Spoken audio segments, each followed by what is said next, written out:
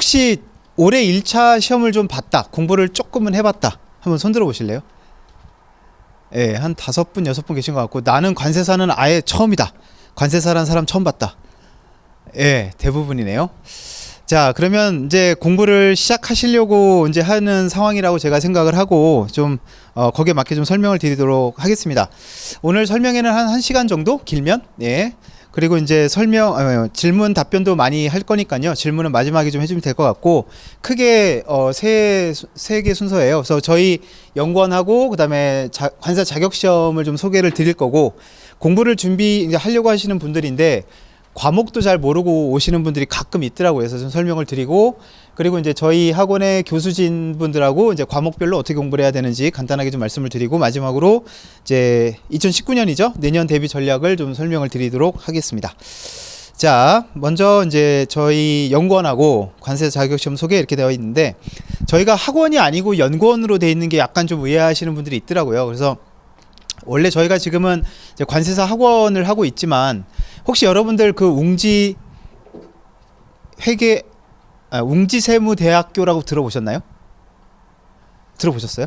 예, 원래 웅지라는 곳이 회계사 학원이었어요. 학원이었는데 거기서 이제 그걸 발전시켜 가지고 이제 대학을 만든 거예요. 그래서 회계사, 세무사, 그다음에 세무직 공무원, 예, 그런 분들에 대한 전문 대학을 만들었는데, 뭐 관세사도 그런 거 없으리란 법은 없지 않습니까? 예, 그래서 저희가 한번 만들어 보려고 지금 하고 있고, 그래서 그런 취지로 지금 연구원에 이름을 했는데 광고를 나가거나 그럴 때는 이제 학원으로 나갈 거예요. 예, 그건 왜 그러냐면 저도 몰랐는데, 학원 등록을 하게 되면 학원으로 광고를 해야지, 안 그러면 법에 걸린대요. 경쟁학원이 찔렀어요. 그래서 교육청에서 나와가지고 과태료 냈어요. 그 다음부터 이제 학원이라고 쓰고 있는데, 법인명은 이제 연구원입니다. 그래서 관세사뿐만 아니라, 여기 잘 안 보이시죠, 한에서. 그래서 뭐 FTA 관세 전문가 과정이라든가, 뭐 원서지 관리사 다 하고 있는 거 아시죠? 보세사라든가 이런 무역 관련 전문 자격사를 지금 다 저희가 다루고 있습니다. 자, 그래서 저희 학원이 2013년에 처음 만들어졌어요. 근데 이제 강사님들은 그 전부터 훨씬 전부터 오래 계셨던 분들이고, 강의하셨던 분들이고, 이제 그런 분들이 모여가지고 이제 학원을 이제 관세사들이 직접 운영하려고 이제 만든 거고요. 그래서 저희 학원 출신이 이제 2차 시험을 처음으로 본 게 이제 2014년이고, 그때부터 이제 합격자들은 이제 많이 나오기 시작했습니다. 그래서 뭐 저희 학원 출신이 2014년도에는 78명, 수강을 한 사람들 기준이에요. 근데 이제 요것만 갖고 하다 보면 다른 학원하고 중복되기도 하니까, 이제 2차 같은 경우는 모의고사를 한 6개월을 진행을 하거든요. 그래서 모의고사를 우리 학원에서 친다라는 건 거의 이제 성골이라고 봐야 되나? 예, 골수 우리 학원 친구들. 그래서 그 친구들이 모의고사인데, 모의고사 출신 합격자가 64명이에요.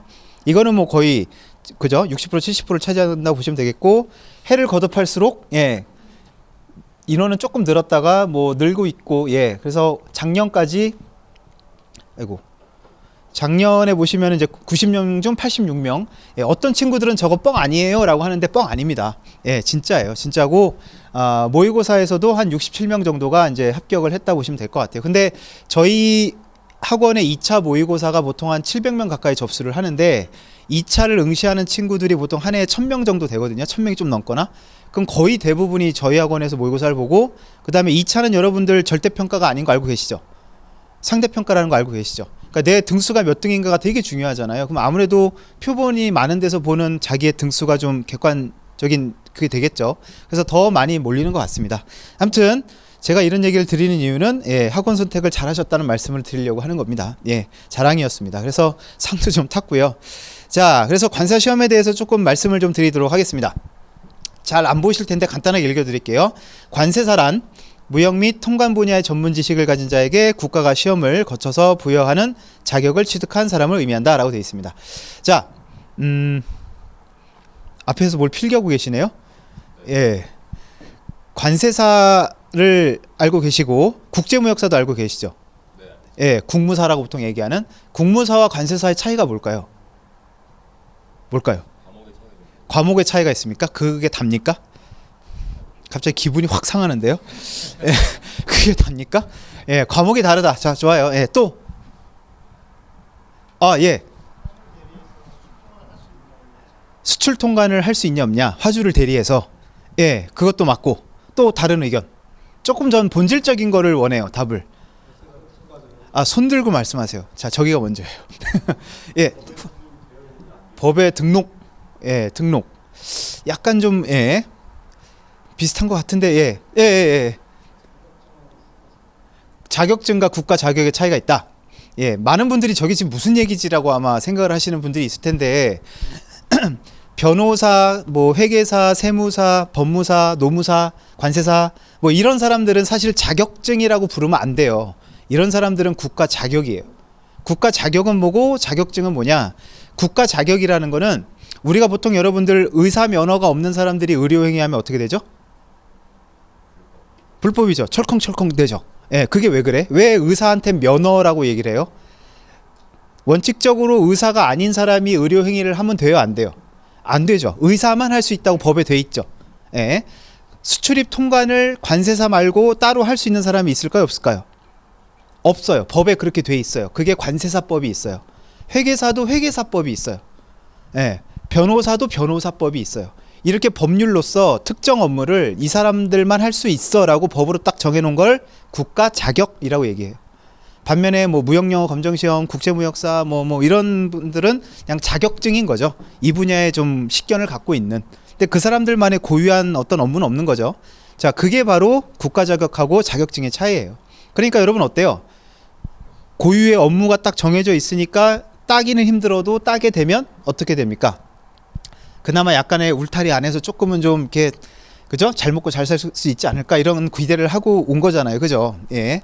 자, 그래서 여러분들 관세사라는 분야가 뭐 굉장히 좀 생소한 분야일 수는 있겠지만 많이 뽑지도 않고요. 근데 수출입하는 이제 기업들이 수출입 통관을 하거나 관련된 법률적인 어떤 문제가 생겼을 때 그걸 자신들이 직접 처리할 수 있어요. 근데 그게 어때요? 쉬워요, 어려워요? 어렵죠. 그죠? 일반적인 회사의 직원들이 뭐 관세법의 전문가도 아니고 세관을 누구 찾아가려고 해도 누구한테 누구를 만나야 될지도 모르겠고 자, 그런 부분을 대리할 수 있는 건 유일하게 누구밖에 없다? 관세사밖에 없다라는 거죠.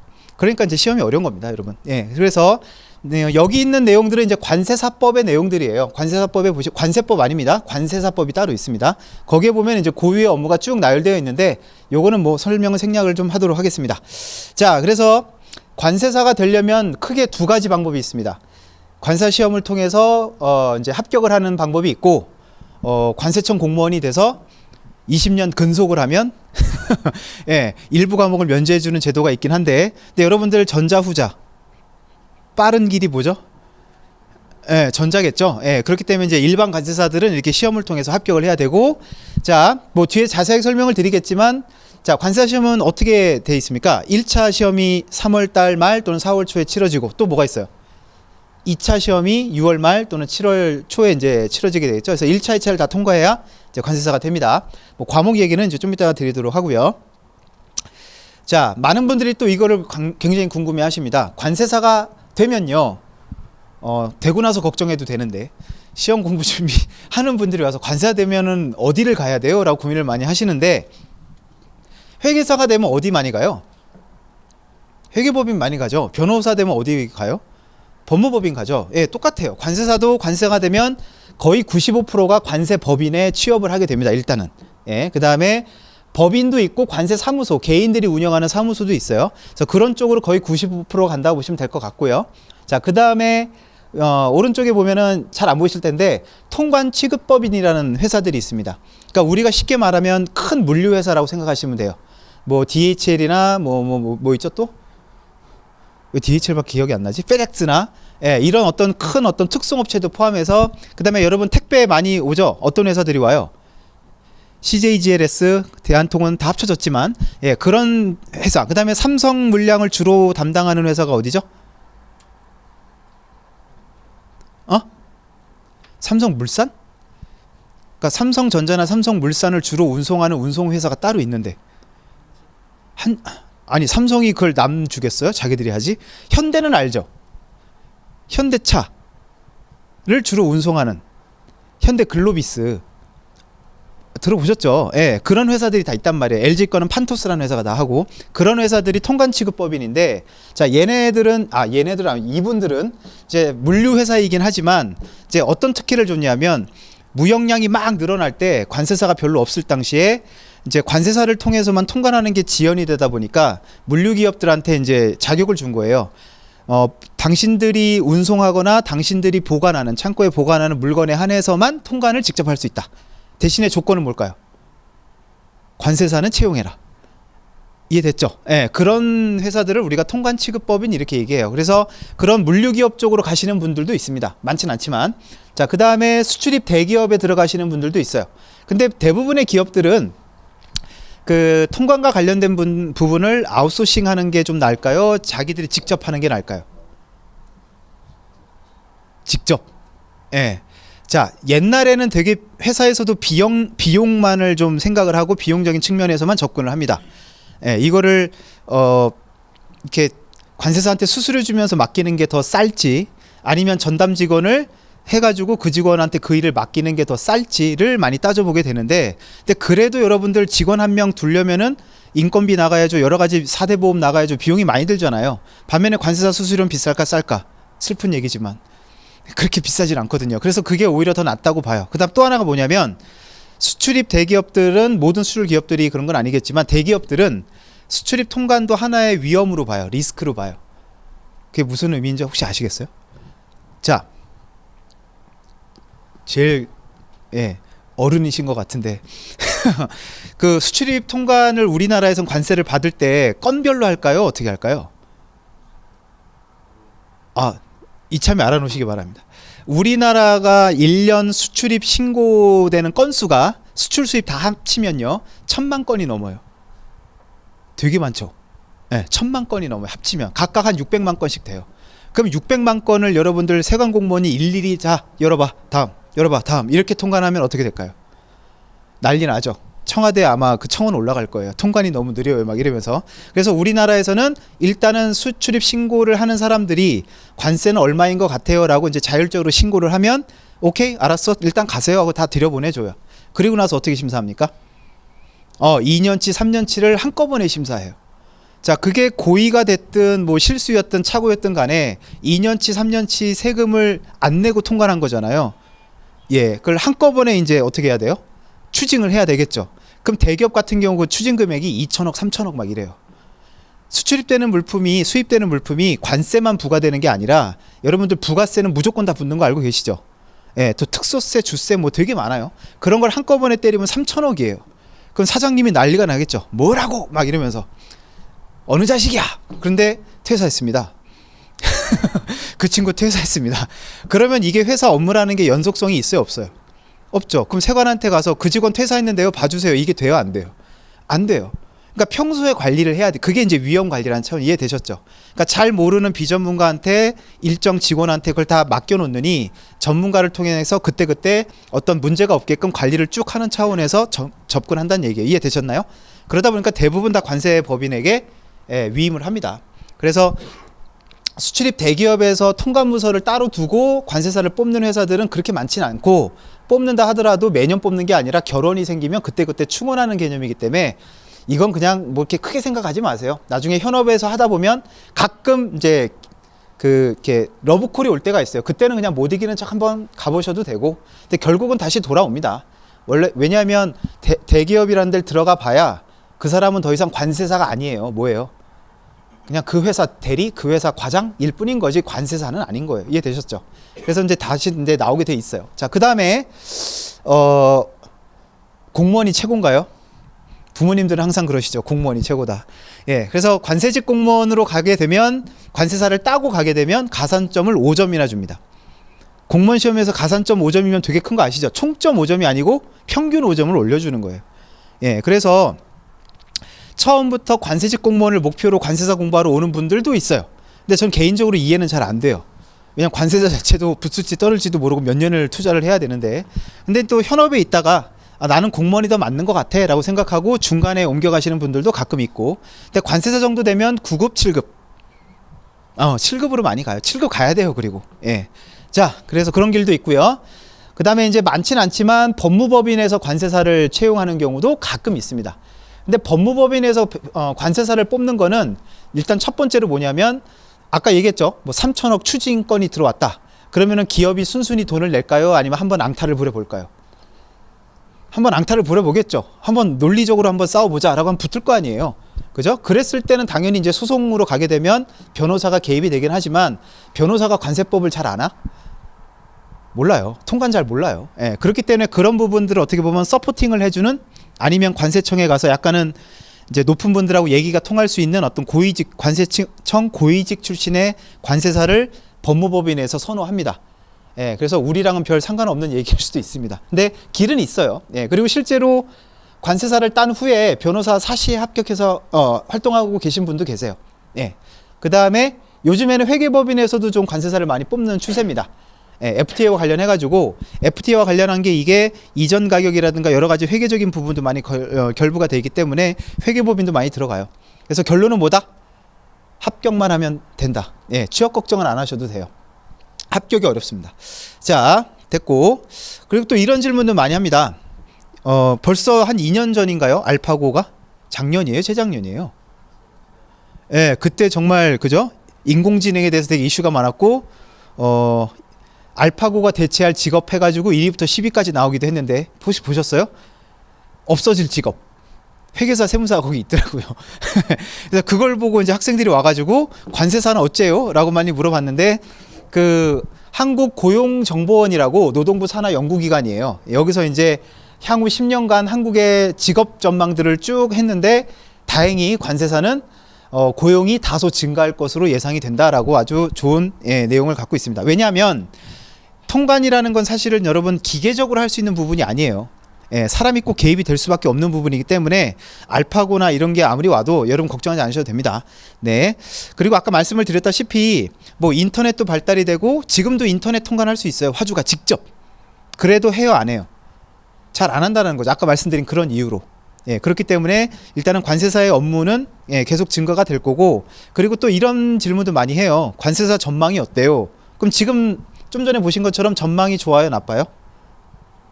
네, 뭐 좋다고 얘기하긴 그래도 뭐 그냥 not bad예요.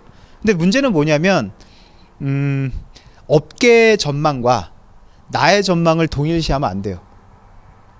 무슨 말인지 아시겠죠?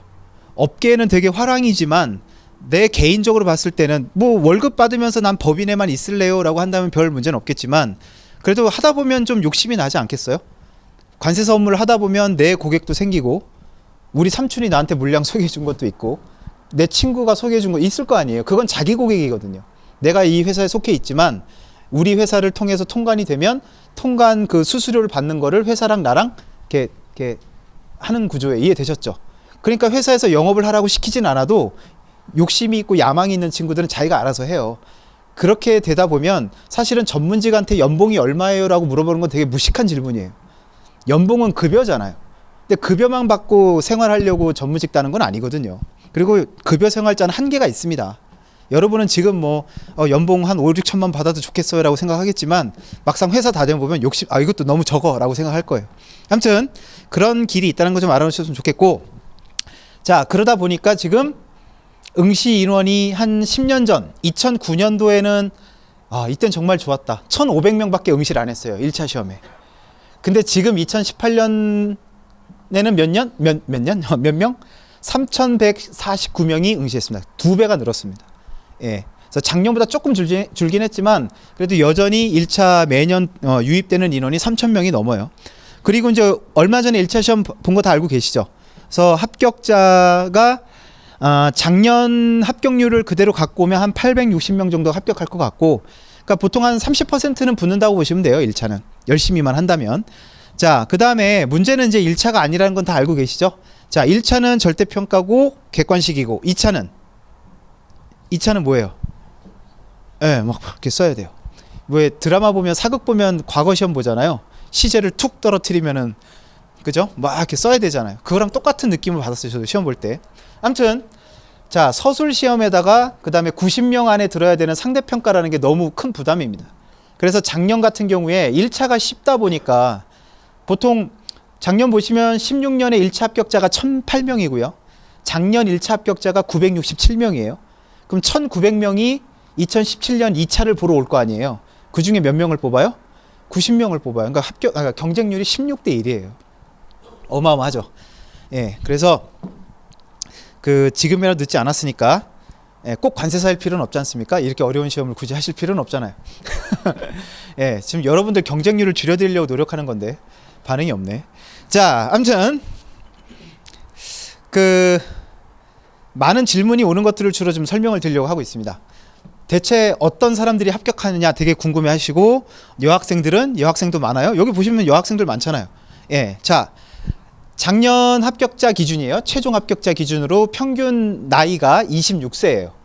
합격자의 평균 나이가. 그러니까 남자들은 이제 군대 갔다 와서 한 20대 중후반 때 나이가 많고, 그리고 이제 여학생들은 이제 한 2, 3학년 때 20대 한 초반쯤에 많이 해요. 예, 그래서 이제 평균이 이렇게 낮아졌는데, 물론 40대, 50대도 좀 이따 보면 나오겠지만 있습니다. 자, 그 다음에 남녀 비율은 거의 5대5라고 보시면 돼요. 48%, 52%. 남자가 조금 많고. 자, 그 다음에 연령별 비율은 잘 안 보이시겠지만 20대가 85%입니다. 그 다음에 30대가 14.5%. 그리고 40대가 1%. 40대 있으십니까? 아, 한 분, 두 분. 오버십니까? 아, 예. 화이팅입니다. 예. 자, 그래서 요 정도 비율이 있다는 거 알아놓으시니까, 이건 합격자예요, 여러분. 예, 최종 합격에 40대도 있다는 얘기죠. 자, 그 다음에 전체 합격 인원의 비중을 보면 유예 및 동차 비율 돼 있는데, 이쪽 고시바닥에 오면 이 용어도 좀 알아놓으셔야 돼요. 유예와 동차 다 알고 계신가요? 예. 1차 시험을 합격하면 그 해 2차 볼 수 있고 그 다음 해에 볼 수 있는데, 그 다음 해에 딱 붙는 거를 우리가 유예 합격이라고 하고, 동차는 뭐예요? 같은 해 1차, 2차를 한꺼번에 다 붙는 거를 우리가 동차라고 합니다. 당연히 유예가 어려워요? 동차가 어려워요? 동차가 어렵죠. 그러니까 동차 합격 비율이 28.8%밖에 안 됩니다. 그리고 여러분들, 동차 중에서도 1차, 2차를 처음 보는데 둘 다 한꺼번에 붙는 약간 변태 같은 사람들을 그냥 동차라 안 불러요. 뭐라 부르죠? 생동차라 불러요. 이 동차의 생동차는 있다 없다? 없다고 보시는 게 맞습니다. 대부분 동차는 최소 3년 차예요. 예, 2차까지 떨어지고 유예로 떨어지고 다음에 1년 더 해보는 그런 전에서 붙은 분들이지, 그럼 여기 있는 분들은 지금부터 해서 내년에 동차 생동차 뭐 생각하고 계신 분도 있겠지만, 불가능한 건 아니지만 되게 희박해요. 아무튼 그건 알고 시작을 하셔야 됩니다. 자, 그 다음에 자, 수험 기간에 대한 내용이 되겠습니다. 이것도 궁금하죠. 대체 얼마를 공부했는지. 자, 평균 수험 기간은 여기 밑에 나오는데 32.6개월이에요. 합격자의 평균 수험 기간이 32.6개월. 옛날에는 그 연으로 적으라 했더니 이 기준이 다 다른 거예요. 횟수로 하는 친구도 있고 만으로 따지는 친구도 있고 하니까 이게 왔다 갔다 해서 그냥 개월수로 받아 적었어요. 그랬더니 32개월. 거의 3년 가까이 해야 되는 거죠. 그 다음에 24개월 미만이 23명. 그 다음에 36개월 미만이 21명. 그 다음에 48개월 미만이 22명. 48개월 이상이 12명. 이 12명한테 진짜 박수 쳐줘야 돼요. 예, 4년 이상에서 붙은 거니까. 점점 공부 시기가 좀 늘어나고 있습니다, 여러분. 이건 사실인 것 같아요. 근데 저는 개인적으로 그런 얘기를 해요. 여러분들 지금 굉장히 의욕에 넘쳐서 다들 공부를 시작하려고 하시는 거잖아요. 난 할 수 있어. 예, 할 수 있는데, 내가 합격을 하기 위한 목표 시점도 중요하지만, 이때까지 내가 공부를 했는데 만약에 떨어지면 난 여기서 접겠다라는 마지노선도 갖고 들어와야 돼요. 저기 신림동에 있는 막 7년차, 8년차 그런 고시생들 있잖아요. 고시 낭인이라고까지 표현하는데, 이제 사시 없어졌으니까 그런 분들 다 없어졌나? 그럼 그런 분들은 처음부터 나는 8년 공부해야지 라고 하고 들어왔을까요?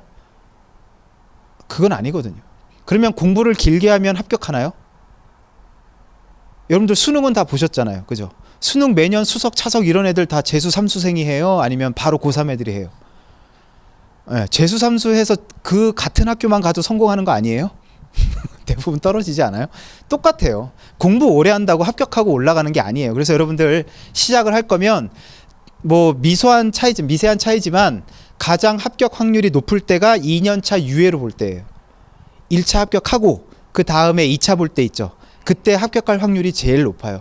그때를 제일 열심히 하셔야 되고, 혹시 만약 그때도 안 된다면 그 다음에 3년차 동차까지는 꽤 돼요. 44명이니까 거의 반 정도 되는데, 그때까지의 확률이 되게 높다고 좀 생각을 하셨으면 좋겠습니다. 이해 되셨죠? 예. 계획 세울 때 그걸 좀 잘 짜셔야 돼요. 예. 좀 이따 말씀을 드리겠지만, 자, 동차생 같은 경우 보시면 제일 많은 게 13명이 해당하는 게 지금 뭐냐면은 36개월 이하예요. 예, 동차는 기본적으로 24개월 이하 동차생은 한 명밖에 없습니다. 이해되셨죠? 네. 그래서 처음부터 나는 동차 합격으로 하겠다라는 건 약간은 무모한 계획이니까 유예로 가는 걸 좀 안정적으로 하셨으면 좋겠고, 자, 2차 같은 경우는 이게 합격자의 평균 점수인데 생각보다 되게 낮죠. 관세법 49점, HS 66점, 관세평가 49점, 무역실무 60점. 그래서 전체 평균이 56점이에요. 되게 낮죠. 합격자 평균 점수예요. 네. 사실 상대평가기 때문에 점수는 큰 의미는 없어요. 무조건 90명을 뽑아야 되는 시험이기 때문에 꽈락이 나오거나 90명이 안 나오면 점수를 조정해서라도 90명은 맞춰줘요. 그러니까 점수는 크게 중요한 게 아니라 뭐가 중요하다? 등수가 중요합니다. 90등 안에 들어야 됩니다. 그래서 좀 이따가도 말씀을 드리겠지만 많은 분들이 지금 수능형 객관식 공부에 많이 익숙해져 있어요. 그죠?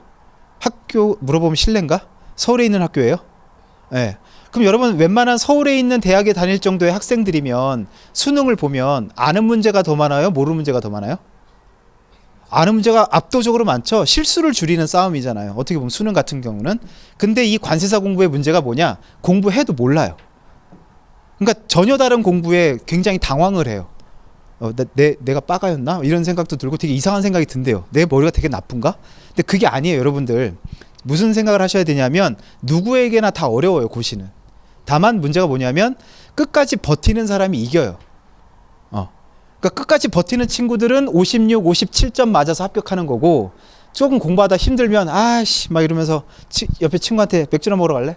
소주 먹으러 갈까? 예, 이래가지고 자꾸 이렇게 겉도는 친구들이 있죠. 그런 친구들은 54점 맞아서 떨어지는 시험인 거예요. 합격하는 애들도 다 알고 합격하는 게 아니라는 의미예요. 이해되셨습니까? 예, 그러니까 공부가 되게 어려울 거예요. 지금까지 해왔던 어떤 공부보다도 어려울 거예요. 근데 나만 어려운 게 아니다. 다 어렵다. 대신 난 어떻게 해야 된다? 어떻게 하라고요? 버티라고. 버텨야 된다고. 그래야 이겨요. 아무튼 그걸 좀 명심하셨으면 좋겠습니다. 분위기가 좀 쎄해졌네요. 예. 갑자기 숫자 보니까 하기 싫어졌어요. 예. 그래도 레어템이잖아요. 저 공부 시작할 때는 제가 16기 관세사예요. 16기면 99년에 합격한 거거든요. 예. 나름 원로예요. 이쪽에서 기수로만 보면. 예. 근데 그 당시에 관세사 최종 합격 인원이 선발 인원이 20명에서 30명 사이였어요. 그때는 2차 시험도 절대평가였어요. 그래서 60점이 안 넘으면 합격을 못했어요. 그래서 합격자 인원도 들쑥날쑥했거든요. 저는 그게 너무 땡기더라고요. 그리고 이제 제가 파악을 해본 결과 그 당시 현직 관세사의 70%가 만 60세 이상이라는 거예요. 그러니까 저는 군대 갔다 온 지 얼마 안 됐으니까 군대 생각을 한 거죠. 내가 자대 배치를 받아갔는데 거기에 말년 병장만 득실득실한 상황인 거지. 다 동감하지 않아요? 내 군생활은 어떻게 되는 거예요? 그러면 좀만 고생하면 피는 거잖아요. 그러니까 되게 단순하게 생각하고 시작을 하긴 했는데, 근데 그때만 해도 잘 몰랐지만 지금은 많이 알려지면서 좀 경쟁이 올라간 건 사실이긴 합니다. 자, 합격자들을 이제 출신 학교별로 저희가 좀 해봤는데 작년에 경희대가 대박 쳤습니다. 경희대 혹시 있어요? 오, 혹시 무역학과예요? 아니에요? 무슨 과예요? 공대? 공대면 기사 같은 거 따면 안 돼요? 왜 남의 영역을 침범해요? 가뜩이나 경쟁률 빡센데. 무역학과를 위해서 좀 남겨놓으면 안 돼? 예, 아무튼 자, 경희대에서 작년에 10명이 나왔습니다. 이게 처음이에요. 한 학교에서 10명이나 나오는 게. 그 다음에 5명 배출한 학교가 부경대하고 한양대. 부경대 들어보셨어요? 부산에 있는 대학인데 옛날에는 이제 부산에선 부산대가 되게 유명하고 전통 있는 학교였는데 부경대가 어느 순간 이제 국립대가 되면서 특히 이제 무역학과에 대한 지원이 되게 최근에 많아져가지고 지금 관세사가 엄청 많이 나오고 있습니다. 그다음 숭실대, 그다음에 이화여대, 경기대 뭐 이렇게 해서 고만고만해요. 예, 나와 있고 밑에 보면 되게 특이한 게 있어요. 여러분 안 보이시겠지만 제가 읽어드릴게요. 출신 대학 육군사관학교. 이분은 저랑 상담을 하셨었어요. 여성분이었는데 현직 대위예요. 대위인데 육사를 나온 분이에요. 근데 관세사를 하겠다고 상담받으러 군복을 입고 오셨어요. 왜 그러나 모르겠어요. 근데 군대 제대하고 민방위도 저도 다 끝났지만 장교 보면 좀 자세를 바로잡게 되더라고요. 아무튼 육사 나오신 분이고 결혼도 하셨고 남편분도 군인이고 군 의사였나 그래요. 그래서 왜 하세요? 그랬더니 그냥 하고 싶어서 한대요. 그래서 하셨는데 붙었어요. 붙어서 이제 육군 군복 벗고 지금 그 S법인 제일 큰 관세법인에 지금 들어가셨고 알고 봤더니 토익도 만점이래요. 예, 그래서 지금 굉장히 일을 열심히 하고 있다고 하더라고요. 그래서 공대 다니는 친구한테는 좋은 소식일 수는 있겠지만, 예, 꼭 전공이 아니어도 여기 무역학과 전공 별로 없으시죠? 예. 여기엔 없지만 무역학과 전공이 40%밖에 안 돼요. 합격자에 보면. 나머지는 다 비전공자예요. 그래서 그거는 예, 크게 생각을 안 하셔도 될 것 같습니다. 자, 교수진 소개를 간단히 좀 드릴게요. 저희는 1차 같은 경우 강사님들이 두 분씩 계세요. 그래서 관세법은 구민회 관세사님하고 임예진 관세사가 있고요. 무역영어는 저랑 그다음에 유샘나 관세사라고 있습니다.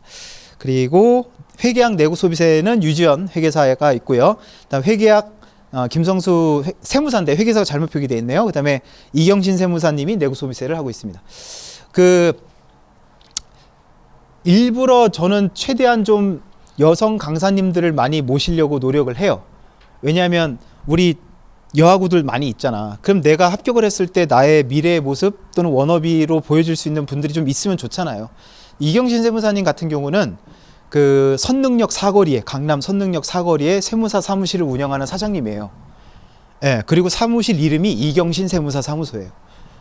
되게 멋있지 않아요? 선능력 나오면 딱 보여요. 예, 그런 분들이 엄청 바쁘겠죠. 그런데도 강의도 또 열심히 하고, 그래서 여러분들도 좀 열심히 하셔가지고 저런 분들처럼 예, 좀 열심히 활동하는 전문직이 됐으면 좋겠습니다. 자, 2차 같은 경우는 이제 한 분씩 계십니다. 그래서 관세법의 재가령군 관세사님, 관세율표가 조천희 관세사님, 그 다음에 김병수 관세사님이 관세평가, 그리고 HS란다. 무역실무는 두 분이 계십니다. 그래서 최건수 관세사, 최지순 관세사, 예, 이렇게 되어 있고요. 일단 1차부터 해야 되나요, 우리는? 네. 자, 그 다음에 과목을 조금 말씀을 드릴게요. 1차는 네 과목이라는 거 다 알고 계시죠? 예, 그래서 관세법, 정확하게 말하면 개론이죠. 관세법 개론. 그 다음에 무역영어. 요 두 과목을 각각 40문제씩 80문제를 1교시 80분 동안에 풀어야 됩니다. 평균적으로 1분에 한 문제죠. 여유가 있을까요, 없을까요? OMR 마킹하는 것도 저런 시험 가면 막 손 떨려요, 여러분. 알고 있죠? 많이 봐서 알겠죠? 시간이 절대 넉넉하지 않습니다. 자, 1교시는 그나마 괜찮은데 2교시에 보면은 내국소비세법이라는 걸 조금 더 설명을 드리면 수입되는 화물에 관세만 부과되는 게 아니라고 말씀을 드렸어요. 비싼 물건은 사치품은 모두 붙는다? 관세 말고? 옛날엔 특별소비세, 지금은 개별소비세가 붙어요. 여러분 술 좋아하죠? 술이 들어오면 어떻게 돼요? 주세가 붙어요. 또 주세나 특별소비세가 붙으면 또 교육세가 또 붙어요. 그걸 다 해가지고 부가세 10%를 또 빵 때려요. 예. 그래서 모르는 사람들은 우리나라는 수입차가 왜 이렇게 비싸요? 관세가 비싼 거 아니에요? 이렇게 무식한 소리를 하는데 관세는 우리나라 별로 비싸지 않아요. 우리나라 평균세가 되게 낮은 편이에요. 그냥 수입 딜러가 많이 해드시는 것 뿐이에요. 세금 문제는 아니에요.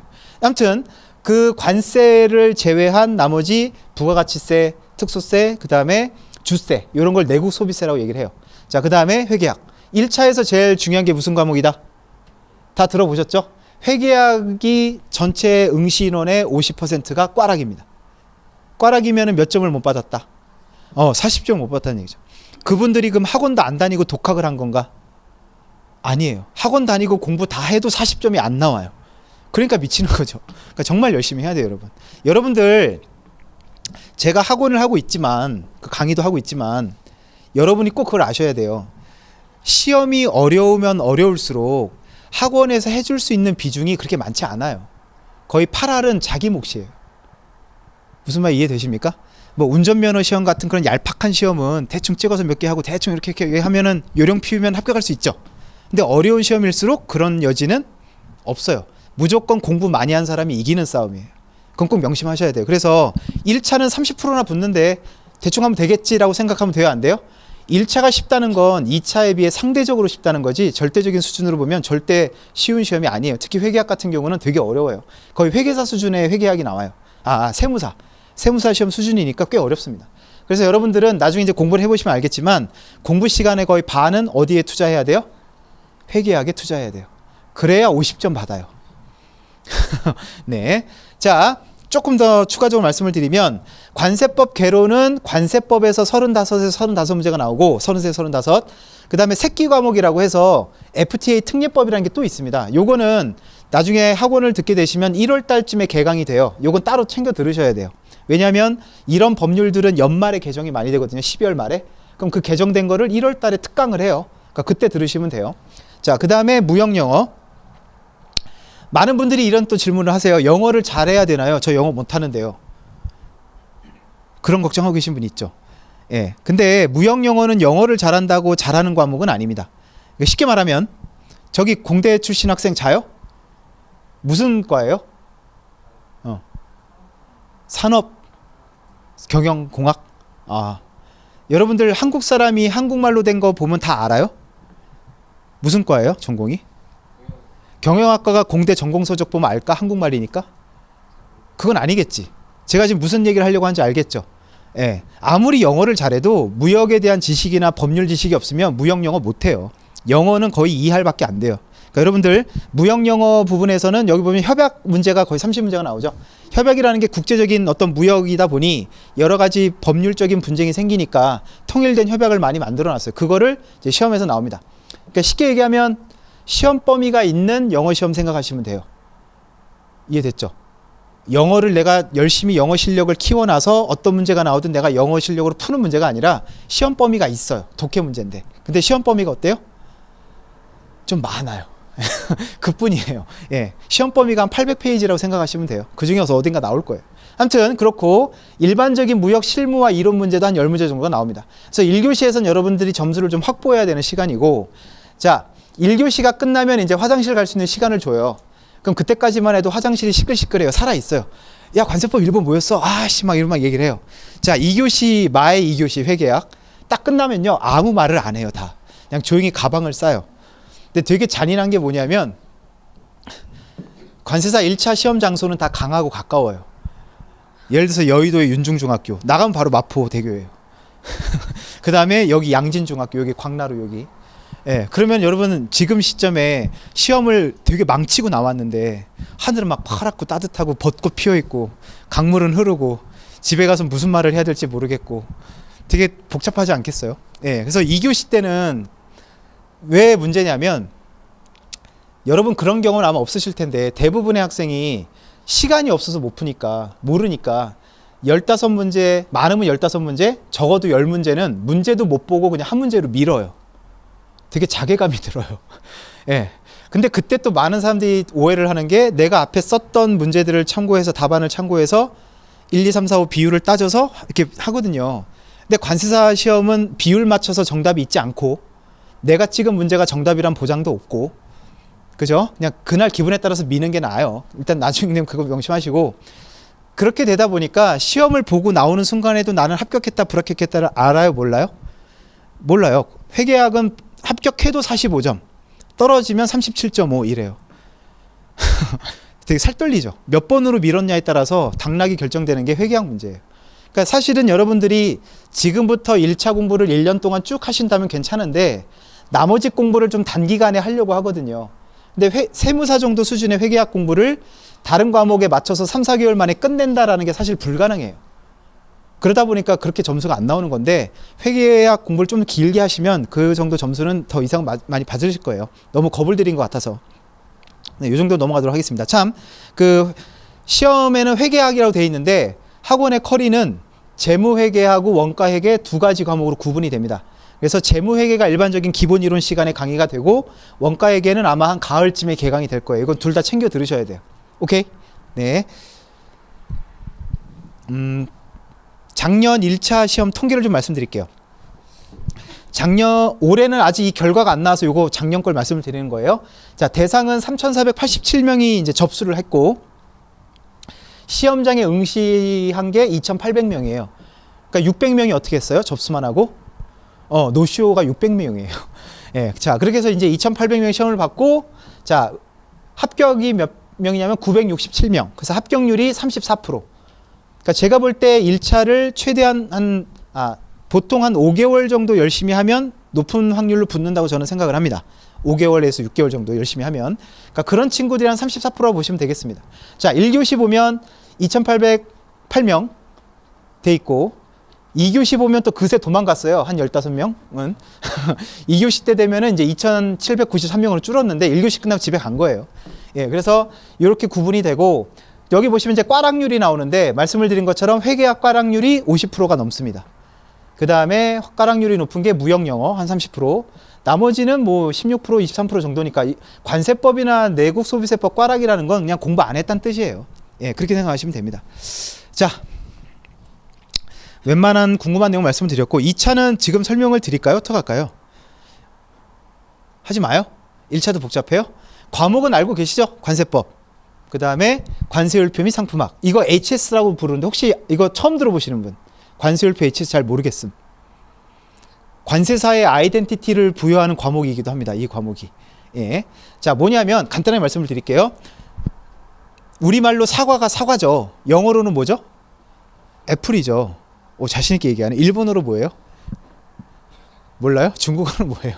제2외국어 뭐였어요? 아, 요즘엔 그런 게 없어요? 있어요? 아, 외국에서 학교 나왔나 보다.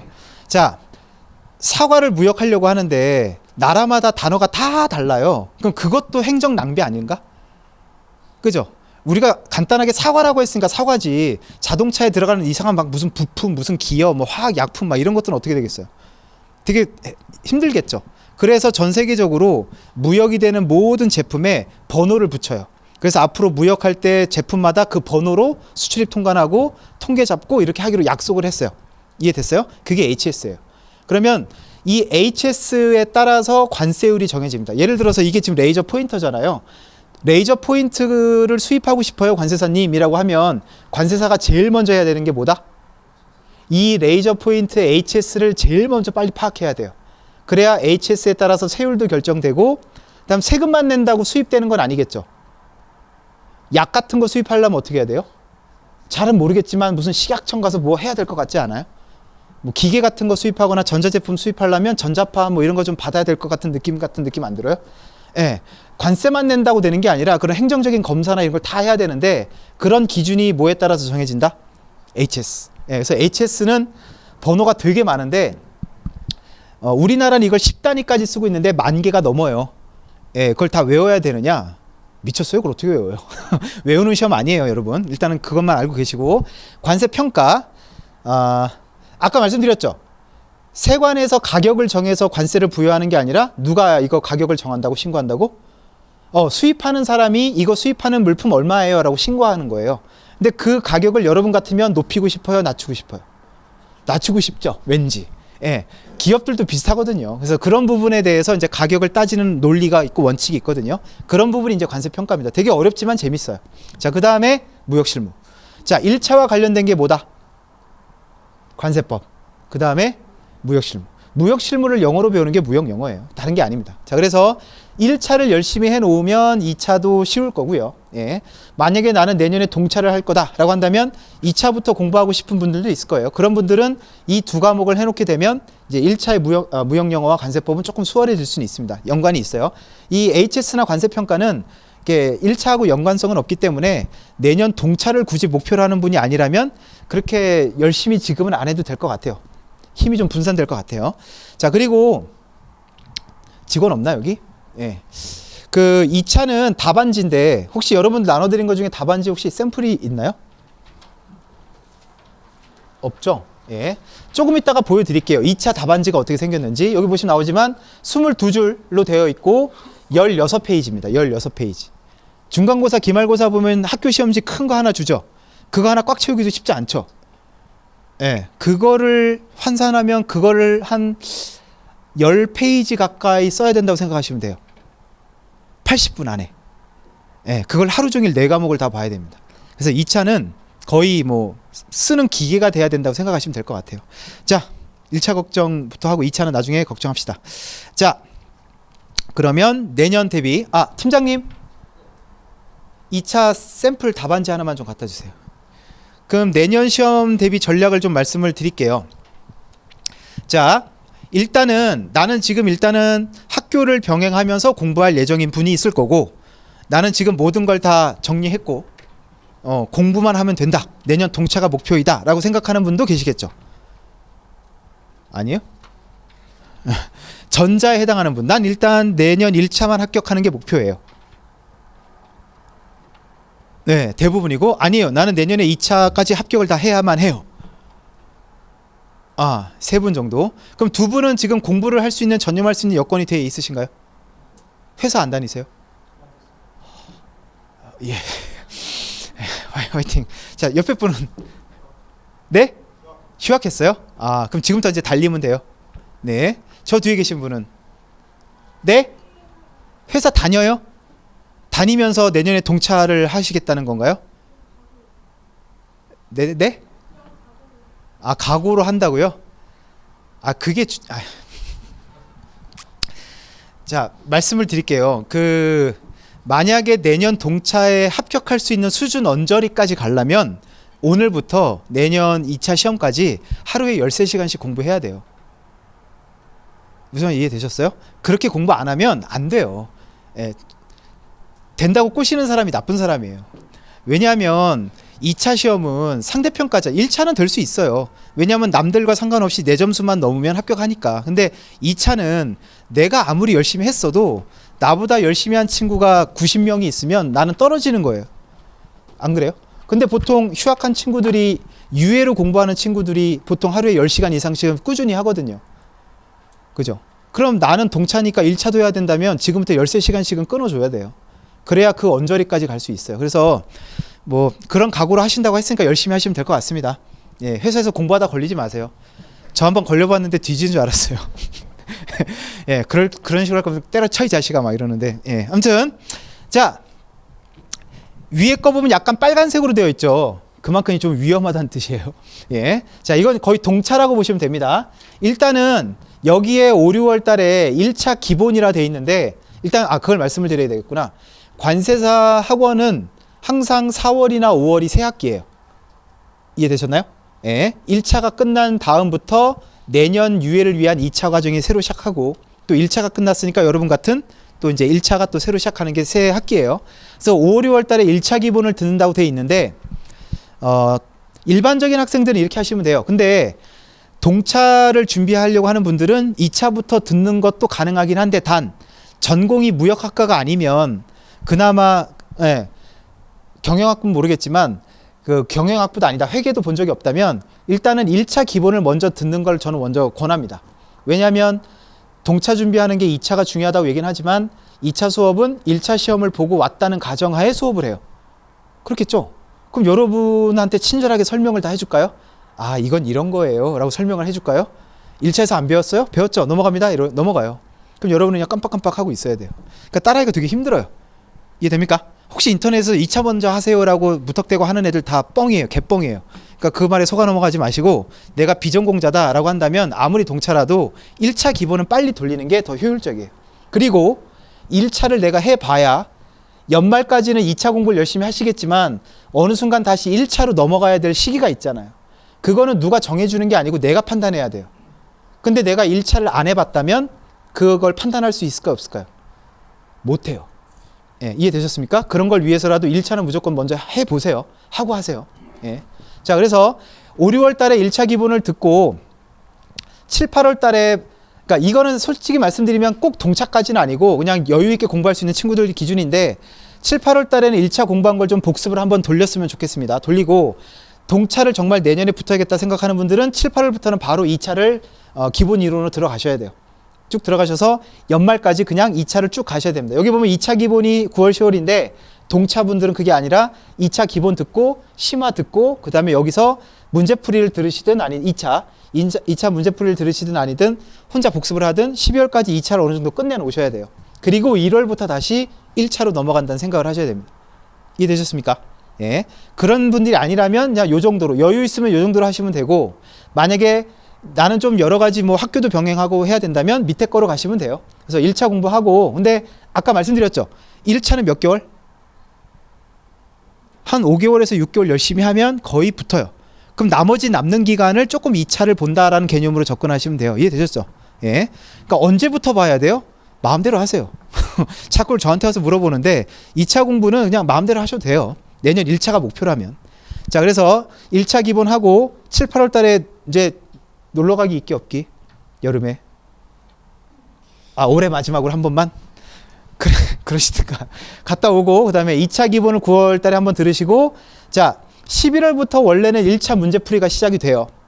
그래서 내년에 1차를 목표로 하시는 분들은 11월부터 문제풀이를 들으시면 되고, 동차를 목표로 하시는 분들은 아까 말씀드린 것처럼 12월까지 2차를 하시고, 1월에도 이제 문풀이 또 있어요. 예, 그러니까 1차 문풀은 1월부터 하시는 걸로 하시면 되고, 내년 1차를 목표로 하는 분들은 이제 11월에 문풀 듣고 1, 2월 달에 문풀 정리하면서 그다음에 좀 총정리하시고, 이때 또 OX라고 해서 또 특강이 몇 개 있습니다.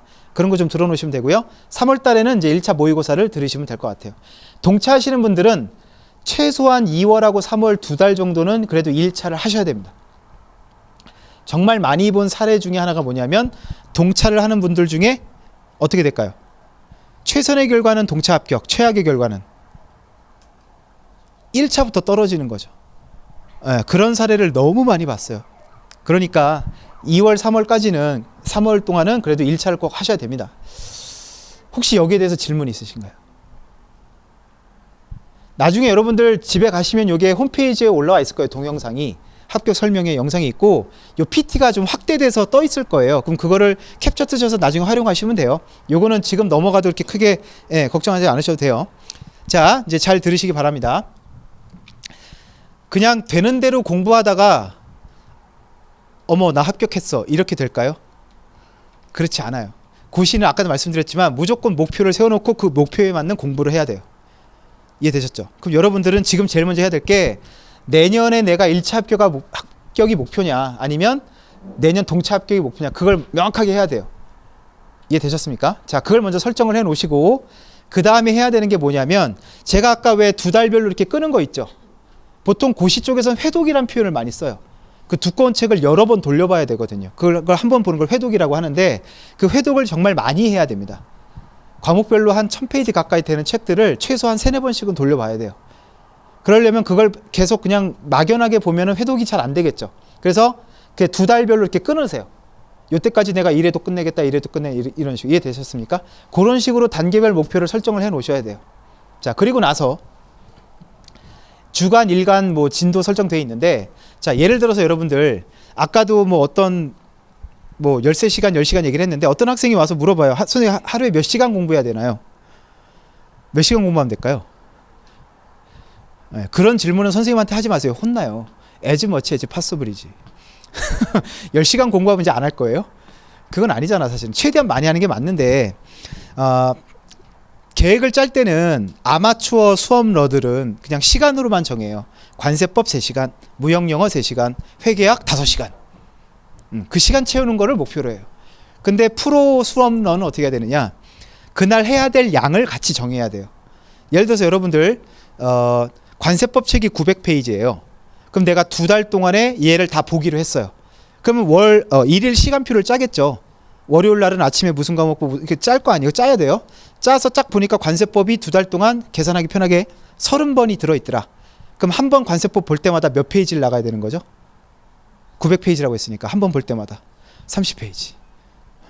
그 할당량을 다 끝내는 게 그날 공부 시간 끝나는 시간이에요. 근데 그런 식으로 따지면 보통 10시간 넘을 거예요. 이해되셨습니까? 예, 공부는 그렇게 해야 돼요, 여러분. 아까 이걸 보여드렸는데, 이게 이렇게 밀리기 시작하면 끝나는 거예요. 특히 2차는 더더욱. 남들은 막 심화 듣고 막 이러고 있는데 나는 기본도 아직 못 끝내가지고 막 민기적대고 있으면 끝난 거예요. 상대평가라니까 2차는. 오케이? 그래서 여러분들 계획 되게 중요합니다. 하루 1일 시간표 다 짜시고, 그리고 어떤 분들은 또 이런 질문도 해요. 아침에 공부하는 게 좋아요? 밤에 공부하는 게 좋아요? 여러분 같으면 화 나겠어요? 안 나겠어요? 그냥 네 마음대로 하세요 라고 얘기해요. 저는 그게 중요한 건 아니잖아요, 여러분. 그리고 또 이래요. 하루에 4과목 봐야 돼요? 3과목 봐야 돼요? 그것도 네 마음대로 하세요. 여러분 3과목 보면 합격하고 4과목 보면 떨어집니까? 그런 문제 아니죠. 그러면 여러분 합격 수기 혹시 다 읽어보셨나요? 합격 수기 홈페이지도 다 올라와 있습니다. 꼭 다 읽어보세요. 그럼 나랑 비슷한 처지가 꼭 있을 거예요. 근데 공통적인 게 뭐냐? 공부하는 방식이나 공부 방법이 다 달라요. 여러분들은 지금 그런 생각하고 있죠. 어떤 정해진 맞는 공부 방법이 있을 거야라고 생각하고 있죠. 그런 거 없어요. 예, 자기만의 방법을 길을 찾아가는 과정이 수험 기간이에요. 그래서 수험 그 합격 수기를 보면서 아이디어를 얻는 거죠. 아, 이렇게 하는 방법이 있구나. 이렇게 하는 방법이 있구나. 그럼 뭐가 맞지라고 고민하지 말고요. 그냥 해보시면 돼요. 하루에 3과목씩 한번 공부해 봐요. 일주일을. 그 다음 주에는 4과목씩 한번 해봐요. 그럼 나한테 맞는 게 있을 거 아니에요. 그럼 그게 맞는 거예요. 뭐 그게 대단한 거라고 고민을 하고 있어. 해보면 되지. 실제로 여러분들이 고민해야 될 건 얼마나 많은 공부 시간을 확보하느냐의 문제지 어떻게 공부할까는 별로 고민하지 마. 그냥 해봐. 해보고 아니면 쳐버리면 되고 맞으면 하면 되는 거예요. 오케이? 네, 대신에 뭔 확실하게 하라고요? 계획은 꼭 짜세요. 일주일 월화수목금토일 딱 짜놓고 아침에 보는 과목, 그러니까 저는 3과목을 공부했습니다. 하루에 4과목을 처음에 해봤습니다. 해봤더니 저는 공부가 약간 슬로우 스타터예요. 그래서 잠드는 거랑 똑같다고 봐요. 누우면 바로 잠드는 사람도 있죠. 있어요. 근데 보통 누우면은 조금 뒤척이다 잠들지 않나요? 보통 공부도 딱 앉는다고 바로 공부가 되는 게 아니라 약간은 주섬주섬 하다가 몰입할 때까지 시간이 좀 있더라고요. 그래서 막 발동 걸려서 하려고 하면 시간이 끝났어요. 다음 과목 넘어가야 돼요.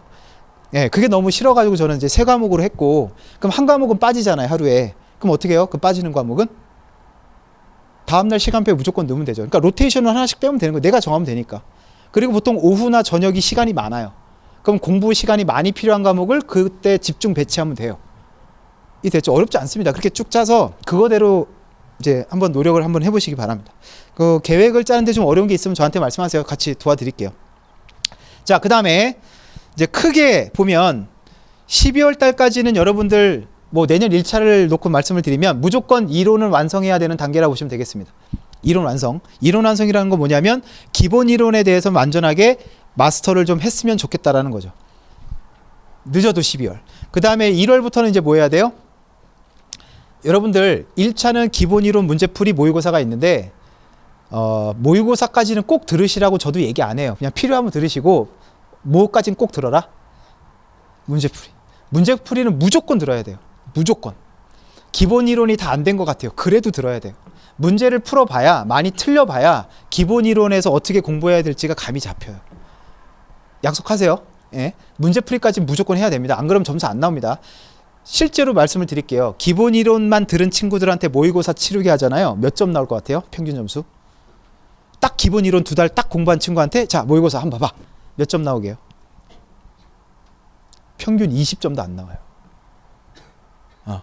근데 문제풀이까지 해서 많이 틀려보고 아우씨 막 이러면 어우 나쁘. 그러니까 지가 맞추면 좋은 문제고 지가 틀리면 나쁜 문제래. 이런 문제가 어딨어 막 하는데 그렇게 틀려봐야 문제풀이를 거쳐야 한 평균이 50점대 이상 올라가요. 이해되셨죠? 문제풀이 꼭 들으셔야 됩니다. 그래서 1, 2월 달에는 그거를 꼭 하셔야 되고 3월 달에는 이제 학원에서 모의고사 과정이 있고요. 그 다음에 내가 개인적으로 좀 공부할 게 더 많다고 생각하시는 분들은 모의고사는 생략하더라도 문제풀이까지는 좀 하셨으면 좋겠습니다. 됐죠? 네. 자, 그 다음에 요거는 좀 이따가 말씀을 드리도록 하고 자, 한 가지만 더 말씀을 드릴게요. 이건 되게 중요하니까 좀 적어 놓으세요. 고시 공부를 시작할 때의 마음가짐. 자, 첫 번째 1등이나 100점을 목표로 하시면 안 돼요. 되게 아이러니하지. 예, 다른 말로 하면 완벽해지려고 하지 마세요. 완벽해지려고 하면 망해요. 자, 이제 부연해서 설명을 드릴게요. 1차는 몇 점을 넘으면 합격입니까? 평균 60점이죠. 예. 그러면 여러분 그 평균 60점만 넘으면 되니까 60점어치만 공부할까요? 그건 너무 좀 떨리죠. 그러니까 평균 안정적으로 70점 정도만 나오면 되는 거예요. 이해됐습니까? 저도 그랬지만 일반적인 대학생 수준에서의 경험과 지식과 상식선에서 관세사 수험계에서 나오는 모든 내용을 알 수가 없어요. 이해되셨습니까? 예. 저도 현업에 나와서 일하다가 이게 그 소리였어? 무슨 느낌인지 알겠어요? 예. 공부할 때는 그냥 닥치고 뭔 소리인지 모르겠고 그냥 외웠는데 와서 일하다 보니까 이게 이 소리였구나. 그러니까 경험하면 금방 알 수 있는 거를 텍스트로만 받아들이다 보니까 이게 와닿지가 않아요. 그런 게 하루에도 몇 건씩 나와요. 이해되셨습니까? 거기에 계속 머물러 있으면 돼, 안 돼? 안 돼요. 우리의 목표는 100점이 아니에요. 안정적으로 70점만 나와주면 돼요. 그러니까 여러분들 완벽해지려고 하다 보면 아까 전체적인 스케줄이 다 깨지거든요. 그리고 어차피 책을 몇 번 본다? 저랑 여기서 약속합시다. 몇 번 볼게요? 몇 번 볼까요?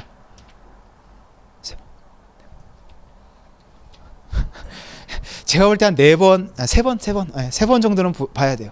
그러면 또 하나 이제 또 두 번째 뭐냐면 자, 3회독 기준으로 책을 볼 때는 그때마다 회독마다 목표를 정해야 돼요. 그냥 보는 게 아니에요. 자, 우리 한번 과거의 실수를 떠올려 봅시다. 영어 공부를 하려고 무슨 바람이 불었는지 새 학기가 돼서 엄마 공부하게 토익 책 사게 돈 줘. 그래서 토익 책 사고 뭐 보케블러리 책 사고 영문법 책을 샀어요. 도서관에 가요. 전자사전 펴놓고 연습장 펴놓고 단어장 해놓고 열심히 합니다. 단어 외우고 막 합니다. 그러면 처음이니까 뭔가 열의가 있으니까 한 3, 4시간 몰입을 합니다. 정신 차려보면 3시간이 지나 있어 되게 뿌듯해하죠. 오, 몰입했어. 예. 그리고 오늘은 수고했고 자 가자 가요. 다음날 또 옵니다. 똑같은 패턴을 합니다. 예. 그 책은 1000페이지짜리인데 어제 3페이지 봤어요. 근데 어저께 기억이 안 나요. 그러니까 어제 걸 좀 봐요. 단어를 또 쓰고 외워요. 그리고 단어장 또 만들어요. 그리고 또 한 3, 4시간 했는데 오늘도 역시 3페이지 나갔어요. 그죠? 그래서 여러분들 앞에만 조금 손때 묻어 있고 그냥 뒤에는 깨끗해서 사물함에 방치된 책이 있어요, 없어요? 되게 많죠. 예, 그렇게 공부하면 안 돼요. 그게 완벽해지려고 하니까 그래요. 그러니까 처음 보는 책인데 이해하고 읽고 정리하고 외우고 이걸 한꺼번에 다 할 수 있다 없다? 여러분이 그럴 머리면 여기 있지도 않아요. 저기 MIT 가 있을 거예요. 우린 평범하잖아요. 이해됐죠? 자, 그래서 처음 볼 때의 목표는 수업 잘 따라가기야. 더 이상 필요 없어요. 필기 잘하고 수업 잘 따라가면 그게 1회독의 목표예요. 한번 읽어보고 이해되면 땡큐, 아니면 말고. 이해되셨습니까? 예, 진도가 늦춰지면 안 된다는 거예요. 그러니까 1회독 때는. 자, 2회독 때는 뭐가 목표가 돼야 될까? 그때는 이해예요. 이해. 수업도 들었고 내가 한번 봤고 그 다음부터는 이제 다시 이제 되뇌이면서 보는 거죠. 내가 이걸 진짜 잘 이해하고 있는지. 그럼 수업 들을 땐 대충 아는 것 같았어요. 끄떡끄떡 하고 넘어갔는데 혼자 줄구면서 보면 뭐 이런 게 좀 있지 않아요? 예, 그런 걸 이제 해결해 가는 시간이 2회독이에요. 이해됐습니까? 그 다음 마지막 3회독은 뭐가 될까? 그때 이제 중요한 걸 좀 외우는 시간이에요. 이미 2-3번 봤기 때문에 일부는 외워져 있어요. 그럼 나머지만 채우는 거예요. 그럼 여러분 1회독이 2달이 걸렸다면 2회독, 3회독은 어떻게 될까요? 시간이 단축돼요. 왜냐하면 뒤로 가면 갈수록 암기를 책을 다 할 거예요? 아니잖아요. 중요한 부분만 외울 거 아니에요. 그러니까 시간이 점점 줄어요. 그렇게 해서 책을 요리해 가는 거예요. 이거는 사시도 똑같아요. 이게 고시 공부의 방법인데 모르는 사람들은 막 덤벼요. 무조건 책한테 저요. 그렇게 막 덤비면 살살 이렇게 달래가면서 공부해야 돼요. 아무튼 그 2가지 꼭 명심하세요, 여러분. 그렇다고 노르란 얘기는 아니에요. 그래도 열심히 하지만 너무 큰 욕심을 부리지 말라는 얘기예요. 그리고 모르는 게 나와도 스트레스를 받지 마세요. 모르는 게 당연해요. 네. 자, 됐고 학원 강의 수강 접수 안내인데 오늘 뭐 설명회 오시는 분들은 원래 54만 원인데 49만 원에 할인을 해드린다고 합니다. 네. 예, 접수와 관련된 자세한 내용은 데스크 가서 좀 문의를 해주시면 될 것 같고, 그리고 정말 중요한 게 있습니다. 다른 과목은 그냥 기본 이론부터 들으시면 돼요. 어차피 초심자라 생각하고 수업을 하니까. 근데 회계학은 무조건 회계 원리를 먼저 듣고 오셔야 돼요.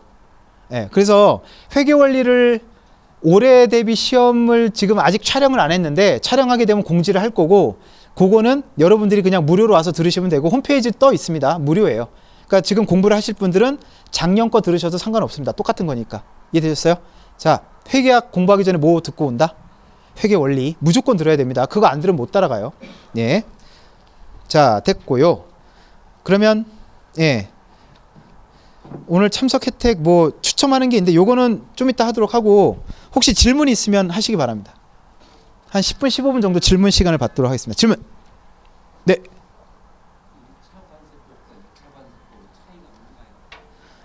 같은 내용인데 접근하는 방식이 다른 거죠. 객관식은 그러니까 굉장히 좋게 말하면 디테일한 걸 물어봅니다. 뭐 예를 들어서 어떤 행정적인 부분에 있어서 관세청장이 승인해 주는 게 있을 거고 세관장이 승인해 주는 게 있겠죠. 그럼 관세청장, 세관장 요걸 바꿔놓는다거나, 그 다음에 행정법에 보면 허가, 승인, 뭐 신고 다양한 절차가 있는데 예를 들어서 외국 물품을 실은 배가 우리나라 들어올 때는 입항 신고를 해요. 입항 보고만 하면 돼요. 근데 출항할 때는 허가를 맡아야 돼요. 그러니까 그런 있죠. 예. 아니면 수입 신고일로부터 15일이냐, 수입 신고 수일로 또 이런 게 나오는 거고, 2차는 이제 거시적인 부분을 이제 내가 서술을 하는 겁니다. 예를 들어서 관세법상 무슨 제도에 대해서 설명하고 문제점에 대해서 논하시오. 좀 거시적으로 접근하는 거죠. 그런 디테일한 게 아니라. 그래서 같은 내용이긴 하지만 좀 다루는 관점은 조금 다를 수는 있습니다.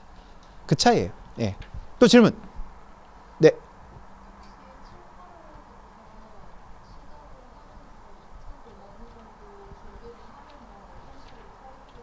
그거를 이렇게 밀면 되겠죠.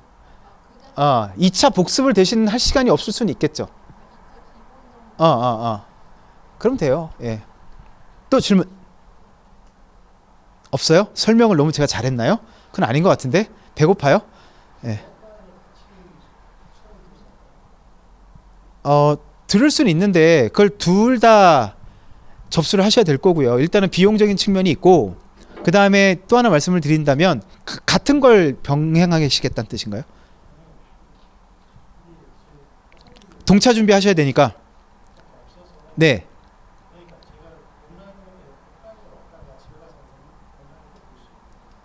같은 거를. 그거는 따로 접수하셔야 돼요. 그렇게는 안 돼요. 네? 다,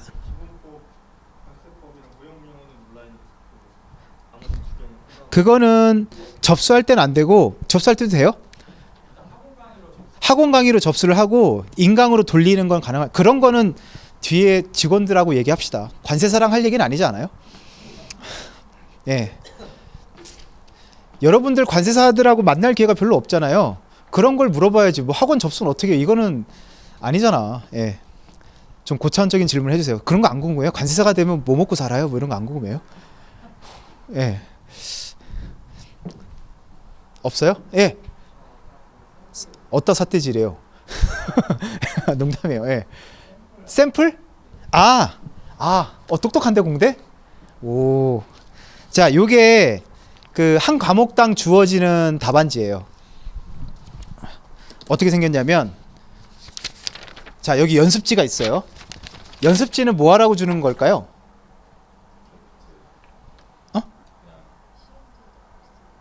시험지에다 못 쓰니까? 여러분들 글을 쓸 때는, 글이 아니죠. 어떻게 보면 이제 서술 시험인데, 끝나고 여기 복도 나가보시면 지금 2차 수험생들 모의고사 우수답안지가 걸려 있어요. 아마 보시면 깜짝 놀랄 거예요. 여러분들 학교 시험 볼 때 대충 그냥 막 쓰죠. 근데 2차 답안지, 고시답안지는 책처럼 써요. 목차 다 잡아가지고 책처럼 써요. 이해되셨습니까? 그래서 글을 쓸 때는 무조건 제일 먼저 해야 되는 게 목차예요. 내가 어떤 순서로 어떤 분량을 어떻게 쓰겠다라는 구조가 나와야 그거에 대한 살을 채우는 게 편하지, 그냥 쓰기 시작하면 답이 없어요. 산으로 가요, 글이. 그래서 그런 목차를 하라고 만들어 놓은 게 연습지예요. 자, 그 다음에 이제 본격적으로 이제 요렇게 돼 있어요. 이게 아까 몇 페이지라고 그랬죠? 16페이지. 그래서 대부분 이거 한 권 다 채웁니다. 채우고 한 20-30%는 두 권도 써요. 근데 양이 많다고 뭐 점수가 잘 나오는 건 아니겠지만, 아무튼 예, 요런 걸 써요. 그래서 여러분들 하루 종일 모든 걸 집중해서 이걸 쓰다 보면 4교시가 무역 실무예요. 한 오후 한 3, 4시가 돼요. 그럼 사람이 진이 빠져요. 저도 시험 볼 때 20대였지만 힘들어요. 되게 힘들어요. 시험이지만 4교시 때 되면 어떤 생각이 드느냐, 쓸 것도 되게 있는데 너무 팔도 아프고 힘드니까 그냥 요만 쓰고 갈까? 라는 생각이 안에서 막 스물스물 올라올 정도로 힘들어요. 예.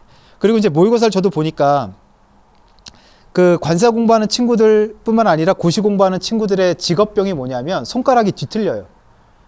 볼펜을 너무 세게 오래 잡고 있으니까. 처음에는 힘이 빠져서 살살 써요. 근데 오래 쓰다 보면 이제 팔뚝에 힘이 빠지면 어디에 힘이 들어갈 수밖에 없어요. 글씨 쓸 때. 손가락에 힘이 들어갈 수밖에 없어요. 손가락이 너무 아파요. 그래서 저는 이제 공부하다가 모의고사 하다가 이건 너무 안 되겠다 해가지고 맨날 우리 사촌 형이 하던 악력기를 사봤어요. 악력기 알죠? 끼깍 끼깍 끼깍 하는 거. 그래서 오른손만 밥 먹으면서 계속 했어요. 그러니까 이제 손가락 힘이 좀 덜 들어가더라고요. 그때는 오른손 팔뚝만 되게 두꺼웠던 기억이 나네요. 그러니까 2차 공부하다 보면 별의별 걸 신경 많이 써야 돼요. 글씨 못 쓰는 사람들은 그게 또 스트레스예요. 내가 열심히 썼는데 교수님이 못 알아보시면 어떡하지? 뭐 이런 걱정. 그래서 뭐 글씨 학원 다녀야 되나요? 이런 친구들도 있었고. 근데 여러분들 글씨를 잘 쓰고 못 쓰고가 중요한 건 아니고요. 식별이 되면 돼요. 식별도 안 돼? 근데 좋은 건 뭐냐면 관세법을 전혀 모르는 분이 답안지를 보면 이게 무슨 소리야 라고 하겠지만 전문가가 보잖아요. 그럼 글씨가 네 글씨인데 중간에 글씨 한두 개가 이상해도 단어로서 그분은 받아들일 능력이 있는 분이잖아요. 그러니까 그건 걱정하지 않으셔도 돼요. 아무튼 그렇습니다. 또 질문. 관세법이 들어갈 때 네. 뭐 따로 관세사가 되면 어. 채용을 할 때 어. 바로 채용이 되는 건지 아니면 법인이 되게 많잖아요. 많죠. 어떤 기준으로 들어가는 관세사들이? 똘망똘망해 보이면 여러분들 관세사가 되면 이제 90명이 합격하지 않습니까? 그러면 한 2학년, 3학년 학교 다니는 신분? 그지? 좀 대바라진 애들이 있어요. 어린 놈애들이 형 오빠들 공부 좀 하게 좀 두지. 2, 3학년들이 벌써 붙어버려요. 그럼 그 친구들은 취업하러 나와요? 못 나와요? 못 나오죠. 매년 그런 애들이 한 2, 30명 돼요. 그러면 이제 취업 시장에 나오는 인원은 90명 중에 한 60명, 70명? 근데 전국적으로 한 1800개 사무소와 법인이 있거든요. 들어갈 데 없겠어요? 있어요. 있는데 문제는 뭐냐면 누구나 다 유명하고 큰 법인에 들어가고 싶어 해요. 예. 그래서 학점이나 이런 건 안 보는데 뭐 여러분이 사람을 뽑는 입장이라고 생각해 보세요. 똑같은 조건의 관세사예요. 그럼 어떤 걸 보겠어요? 학교 얘 좋으네. 얘 뽑겠죠. 얘는 영어 되게 잘하네. 얘는 중국어 되게 잘하네. 이런 친구들을 우선적으로 뽑아요. 물론 관세사가 된다고 해서 영어나 중국어를 써먹을 일은 없어요. 없는데 이왕이면 그런 친구들을 뽑아요. 예. 근데 영어, 중국어 못해도 취업 다 해요. 그건 걱정하지 않아도 돼요. 그래서 수습을 받고 집체교육을 받아요. 합격을 하면 관세사회에서 6주 동안 집체교육을 하고 그리고 이제 각 관세법인으로 가서 수습관세사로서 6개월을 보내야 되는데 그 수습관세사로 채용되는 게 곧 정식 채용이라고 생각하면 돼요. 수습이 끝나면 바로 이제 정식 계약을 해요. 그럼 수습을 뽑을 때부터 미리 이제 직원 뽑는다 생각하고 뽑아요. 그러면 그때 집체교육이니까 다 모여 있을 거 아니에요. 그때 이제 여러 법인에서 채용 공고 뜬 거를 관세사회에서 이렇게 줘요. 그럼 이제 자기가 알아서 이제 원서 내는 거죠. 뭐. 그래서 면접 보고 합격하고 떨어지고 하는 거죠. 됐습니까? 예. 또 질문. 예, 손 드신 거예요. 예.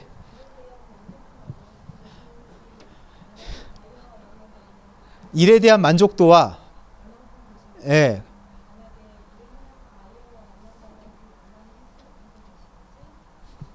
되게 디테일하네요. 박근혜가 이해가 되는데 질문이 뭐였죠? 예, 그다음 바이어랑 또요.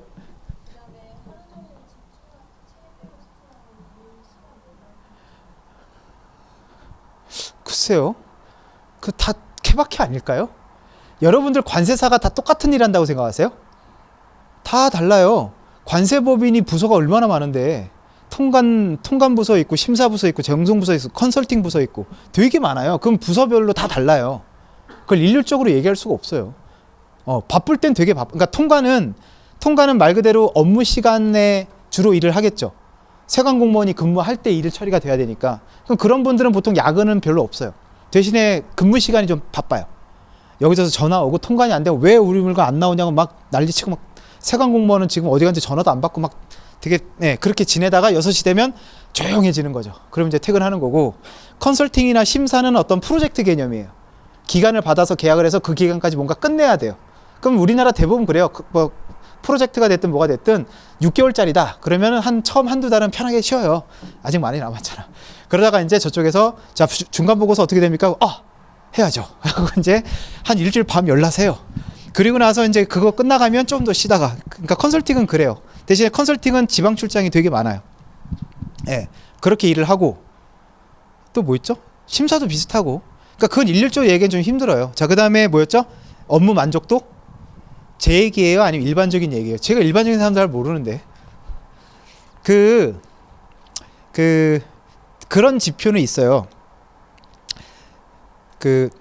엄마 아빠를 대상으로 다시 태어나도 이분과 결혼하겠습니까? 라고 하면 대부분 어때요? 아니라고 많이 얘기하잖아요. 근데 여기 회사 다니셨던 분들 보면 자기 직장에 너무 만족해서 정말 좋았다라고 생각하면서 직장을 다니시는 분들은 진짜 거의 없을 거예요. 진짜. 근데 관세사를 대상으로 설문조사를 한 게 있어요. 본인이 다시 태어나신다면 다시 관세사를 하시겠습니까? 라고 물어봤거든요. 몇 퍼센트가 예라고 했을까요? 60%. 다시 태어나도 관세사를 하겠습니다라고 말씀하신 분들이 60%예요. 되게 높은 거예요. 되게 높은 거고, 근데 좀 아이러니한 게 만약에 본인의 자제분들이 관세사를 한다고 한다면 찬성하시겠습니까? 아니요, 80%. 그건 무슨 의미일까요? 관세사가 나쁘다는 의미가 아니라 자식은 나보다 좀 더 좋은 거 하길 바라는 마음인 거예요. 이왕이면 회계사나 뭐 이런 걸 해라 이런 의미지 관세사 나빠요 이건 아니에요. 근데 직업이라는 건 모르겠습니다. 그건 자기가 느끼는 거기 때문에 관세사를 통해서 질문하신 분이 어떤 거를 상상하고 계신지 모르겠지만 어디 가나 사회생활은 쉽지 않죠. 어렵죠. 그리고 관세사도 그렇고 모든 국가 자격의 공통점이 중간에 껴있는 샌드위치예요. 무슨 말 이해되세요? 변호사도 어떤 일을 해요? 사건을 위탁하는 고객의 일을 대신 법원에 가서 처리해 주는 거잖아요. 그죠? 그럼 법원에 대해서도 변호사는 갑이에요? 을이죠? 판사님한테 잘 보여야 되잖아요. 헤헤헤 이러면서. 그럼 고객한테 뭐라 할 수 있어요? 나한테 돈 주는 사람인데? 안 되겠죠. 예, 관세사 똑같아요. 수출입 화주가 뭔가 의뢰를 해요. 나는 세관에 가서 이걸 처리를 해줘야 되는데 세관에서는 안 된대요. 그러면 업체한테 가서 안 된다는데요? 이러면 끝이에요. 돈 받았잖아. 해줘야 돼. 어떻게든 해줘야 돼. 그럼 양쪽에서 껴가지고 되게 힘든 직종이긴 해요. 스트레스 많이 받아요. 근데 그 과정에서 이제 어디서 명함 딱 주면 관세사 돼 있으면 오 이게 좀 되고, 그 다음에 이제 세관 공무원분들하고도 얘기할 때 관세사다 그러면 사실 우리가 생각하는 공무원들은 다 일반 행정직만 생각하더라고요. 주민센터 가면 보는. 근데 관세청에 있는 공무원들이나 뭐 세무 국세청에 있는 공무원분들은 특별 직렬이잖아요. 관세법을 누가 만들어요? 국회에서 만들어요? 아니에요. 관세청에서 만들어요. 관세법을 관세청에서 만들어서 올리는 거예요. 그럼 관세법을 제일 잘하는 사람이 누구예요? 관세청 공무원들이에요. 여러분들 관세청 공무원들 그냥 공무원이라고 생각하시면 안 돼요. 관세청 본청에 가보면 외국 학위 여러 개 받은 분들 되게 많아요. 영어도 되게 잘하고 PT, 오피스 장난 아니에요. 아저씨들인데 되게 잘해요. 그리고 수출입 그 건수가 1000만 건이라고 그랬죠. 그럼 밀수나 이런 거 범죄를 분석하다 보면 그 빅데이터잖아요. 그거를 분석하다 보면은 밀수의 패턴이 보이거든. 그걸 갖고 단속하는 거예요. 그래서 모든 관세청 공무원들은 자체 그 교육을 무조건 통과해야 돼요. 데이터 관리, 데이터베이스 그거 하는 거 있어요. 전문가야, 전문가. 그 사람들하고 싸워서 내가 논리적으로 이겨야 돼요. 쉽겠어요? 어렵겠지. 그래서 그런 분들하고도 좀 풀어야 될 문제가 많고 해서 좀 쉽진 않겠지만 그래도 그분들이 관세사를 보면 항상 전제는 붙여줘요. 예의상. 뭐 관세사님도 아시겠지만 무슨 말인지 알겠죠? 너 이런 것도 몰라 이게 아니라 관세사님도 아시겠지만 이건 안 됩니다. 뭐 이런 식으로 얘기를 하는 거죠. 그래서 어디 가서 무시받지는 않고 돈은 그것도 케바케라. 근데 사회생활 해보신 분들 알겠지만 내 연봉 얼마라고 까발키는 사람 하나도 없어요. 인터넷에서 얼마라더라 다 그냥 카더라예요. 그리고 설사 누가 내 연봉 얼마야 라고 얘기했다면 내가 볼 때 적어도 20%는 무조건 뻥튀기 한 금액이에요. 100%. 그래서 연봉도 중요하겠지만 관세사는 그나마 다른 쪽보다는 조금 열려 있는 게 뭐냐면 회계법인이나 그 법무법인 들어가면 거기서 이제 일을 배워서 궁극적인 목표는 못 가요. 변호사나 회계사의 궁극적인 목표는. 여기서 내가 열심히 머슴 노릇해서 월급 많이 받아야지 이게 목표는 아니잖아요. 뭐예요? 내가 하나 차리고 싶은 게 목표가 아닐까? 근데 법무시장이나 회계시장은 거의 이제 뭐 워낙 그죠? 근데 관세사는 아직까지는 여지가 좀 있어요. 작은 관세사들도 먹고 살 만한 여지들이 좀 있어서 여러분들 연봉에 연연하지 말고 나중에 사장님이 되면 연봉 따위 이렇게 돼요. 그러니까 그걸 목표로 회사를 다니는 게 되게 행복해요. 저도 회사 일반 생활을 해봤지만 월급쟁이 생활과 군발이라고 해도 되나? 나도 갔다 왔으니까. 군발이라도 되겠지. 군발이와 월급쟁이는 똑같아요. 군대 있을 때 아침에 눈 뜨면 무슨 생각 제일 먼저 했어? 기상나팔이 울렸어. 눈 떴어. 무슨 생각 먼저 해? 자고 싶다? 그것도 자고 싶다고. 또 하나 저는 무슨 생각이냐면 오늘 하루 어떻게 편하게 삐대볼까? 어딜 가야 편할까? 이 생각을 했어요. 월급쟁이 마인드가 그거예요. 1시간 먼저 퇴근하면 개꿀이고 통쾌하고 군대랑 똑같아. 근데 그렇게 사는 게 행복한 걸까? 꿈이 없잖아. 목표가 없잖아. 그냥 오늘 하루 편하게 삐대기. 월급은 나오니까. 근데 관세사가 돼서 어느 정도 목표가 있다면 하루하루가 되게 달라요. 되게 많이 배우고 싶고 저 세관 공무원하고 많이 친해지고 싶고 저 화주랑 좀 친해지고 싶고 내 고객을 유치하고 싶으니까 안 나가던 동창회 나가게 되고 친한 척하고 교회도 막 열심히 나가고 예. 사실 영업이 딴 게 아니에요. 그렇게 하다 보면 이제 연결이 되는 거거든요. 아무튼 그런 게 있다라는 게 전문직의 장점인 것 같아요. 예. 말이 좀 길었죠. 죄송해요. 답변 다 드린 건가요? 네? 목소리 좀 크게 해주시면 안 돼요? 예, 질문 없어요? 된 거라고요? 예, 질문. 네, 마감하겠습니다. 자, 이제 여기는 30% 할인권, 50% 할인권만 있는데 100% 할인권도 있어요. 한 명. 그래서 여러분들 추첨을 하도록 하겠습니다. 그 네이버 예약 번호인가요? 아, 아니구나. 100%는 없구나. 죄송합니다. 100%는 없네요. 자, 여러분 찬스가 왔어요. 엄마한테는 정상가를 받아서 엄마 현찰 결제만 된대 이러고. 예? 그럼 그냥 박수를 쳐주시면 됩니다. 축하한다고. 자, 그러면 30% 먼저 세 분 뽑도록 하겠습니다. 1884-6116 1884-6116 재수 빨리 버리자. 예, 없습니다. 자, 그 다음 1881-5951 5951 5951 아, 되셨습니까? 네? 6116이요? 맞아요? 지금 손 드신 거예요? 왜요? 저 놀리시는 거예요 지금? 알겠습니다. 안 드리려고 했는데 드릴게요. 축하드려요. 예. 나는 50%가 될 거니까 안 뽑힌 거에 감사하는 건 아니죠. 예. 다 알잖아요. 이런 거 잘 안 되는 거. 기대하지 마세요. 1881-7259 7259 아, 예. 축하드립니다. 여기다 놓을게요. 예. 자, 마지막 30% 1882-3134 아, 예. 축하드립니다. 30% 자, 대망의 50% 두 분이에요. 없는 거다. 아, 왜 이래. 자, 1881-6633 오, 네, 축하드려요. 네. 자, 드디어 마지막입니다. 이제 포기하세요. 슬슬. 자, 이 중에서 내가 제일 멀리서 온 사람이다. 손 들어보세요. 어디서 왔어요? 부산. 맞나? 부산보다 더 멀어요? 부산이에요? 그럼 동으로 따져볼까? 어디 동이야?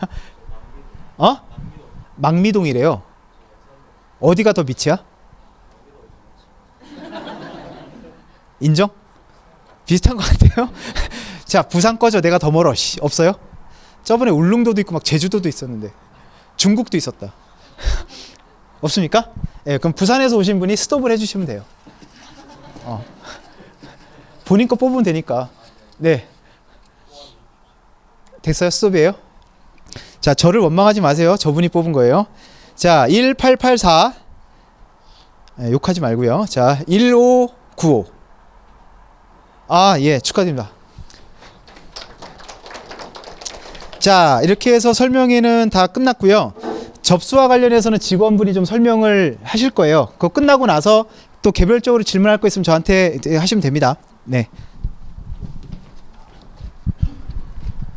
네. 먼 길 와주셔서 정말 감사 말씀 먼저 드리고요. 오늘 설명회는 이제 그 종료가 되고 나서 수강 접수를 진행할 건데 일단은 요게 가장 중요해요. 그래서 요거 작성하는 방법부터 좀 안내를 좀 드릴게요. 이름에는 반드시 수강생분의 이름을 반드시 좀 기재를 해주셔야 되고 아이디, 연락처까지는 좀 반드시 좀 기재를 해주셔야 되겠습니다. 그리고 오늘 이제 패키지 과정으로 신청하실 분들이 계실 텐데 패키지 과정은 이제 학원하고 동영상 강의 두 가지로 나눠져 있어요. 그래서 학원 강의로 들으실 분, 동영상 강의로 들으실 분은 이제 그 패키지 과정에다가 이제 선택을 좀 해주셔야 되고요. 그리고 패키지에는 이제 관세법하고 내고소비세법은 강사님을 선택해 주셔야 돼요. 관세법에는 국민의 관세사, 임예진 관세사 두 분이 있고요. 내고소비세법에는 이경신 세무사, 유지원 회계사 이 두 분이 있어요.